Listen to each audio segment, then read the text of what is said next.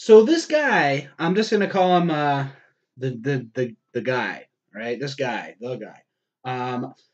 Back in my Ouija board days, there was one neighborhood kid. You know, we're all in our like right around early 20s, 20, 23, give or take. So anyway, one of the this neighborhood kid, um, he had a lot of kind of dark experiences, black magic. Like the Ouija board was extremely tame for him. As we were, me and my two friends, these two brothers, were experimenting with the Ouija board and trying to communicate with other life forms out there, ghosts, if you will, etc. He was already he had done that like that was child's play for him. He actually had what he called his he called it my guy. So this is kind of dumb. I'm calling the guy a guy who had my guy. This is so dumb, man. Just Sean, get to the point here, dude. What are you trying to tell us? Okay. So shit. Dark man. Dark man. Dark magic man. Dark magic man. I'm just call him Mr. Black Magic. Mr. Black Magic. He had who he called his guy. It was what he described as basically a life form of similar to what you might call a ghost, who actually could interact with him, like a spirit that looked like a shadow. And this shadow being, and there are shadow beings out there, by the way, but this shadow being used to harm my friend. He used to harm him badly. And my friend, for whatever reason, was okay with this situation. He almost encouraged it. Um, so, yes, he would describe these experiences he would have with his guy, where his guy would like choke him and beat him up and lift him up off the ground and all these crazy things that 99% of us would think this is such bullshit. There's no way. Yeah, whatever, dude. The experiences I was having at the time with what I'll call ghosts, yeah, that what he was describing was not that far out of the realm of probability.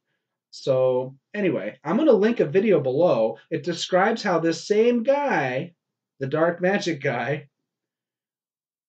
pissed off a spirit and his face, his cheek got cut. And I was standing next to him outside on the street when it happened as we were messing with these spirits, this haunted house, basically, you could call it. We were outside of it, and the street light was turning off and on. It was pretty crazy. You got some fog come rolling in. It was a very, very weird night.